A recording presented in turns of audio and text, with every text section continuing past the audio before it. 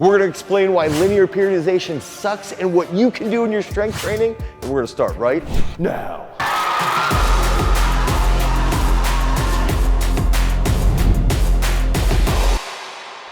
So what is linear periodization and where did it come from? We have to understand that this basically was the first template of periodization, and it originated in the Soviet Union back in the 1950s and the 1960s.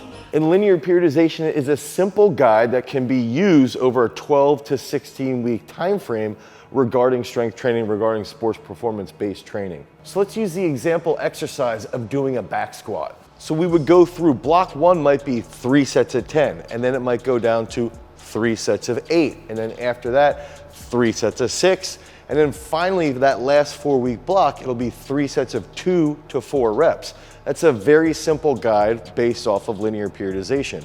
If we're looking at this through terminology, right, just simple terminology, block one is gonna be focusing on hypertrophy.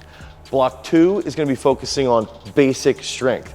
Block three is gonna be focusing on strength and power. And then block four is where we're gonna be focusing on peak performance. So who does linear periodization actually work for? I think it does work fairly well for beginner athletes because it gives them a sense of organization and a sense of progression.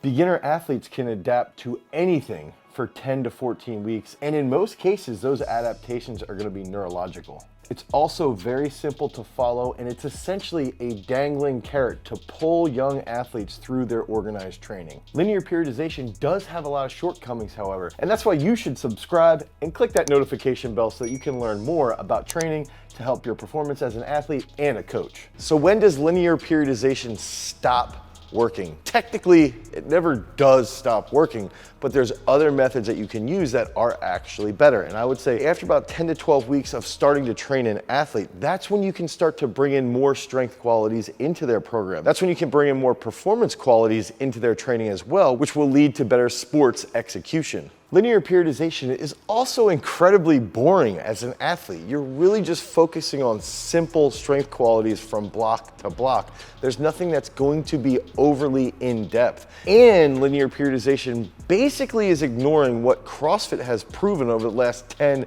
to 15 years, where you can train multiple different strength qualities like endurance and absolute strength in the same training program. And this is stuff that Louis Simmons, Dietmar Schmidt-Bleicher, Dr. Anatoly Bondarchuk, they have all proven this in their research and in their past application that you can train multiple different qualities and characteristics throughout one training period. So I'm sounding like a broken record, but strength, power, speed, and even endurance can all be trained within the exact same training period, within the same block. And this is stuff that we've proven out through our parabolic periodization, that you can look at things like power output, absolute strength, endurance, hypertrophy. They can all be trained with success that's gonna lead to a greater sports performance. So the question becomes, how do you actually use it within training? So how would I use linear periodization in training?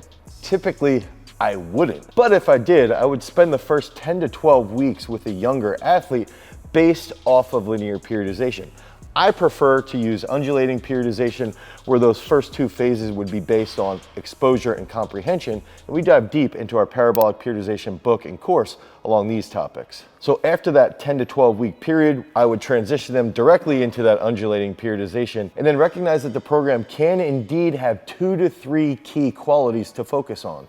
So that first key quality would be to focus on technical coordination to increase absolute strength, but mainly to focus on power output. That second key characteristic would be focusing on absolute strength with exercises like the back squat. That third key focus is to use accessories to improve hypertrophic gains or to enhance impulse output depending upon the phase and goal for the athlete. So essentially, coaches stay glued to linear periodization for 2 specific reasons.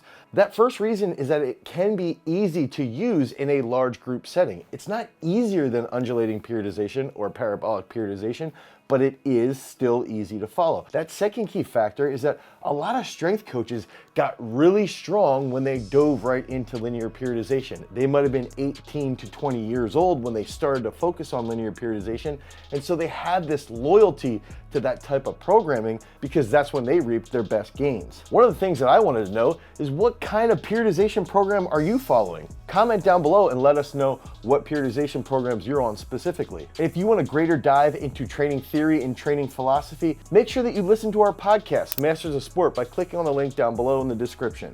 The key factor here, though, is that you always recognize when it's time to abandon linear periodization and make that advancement into something greater, like parabolic periodization. Remember, freaks, if you want to become a champion, you've got to cultivate that power.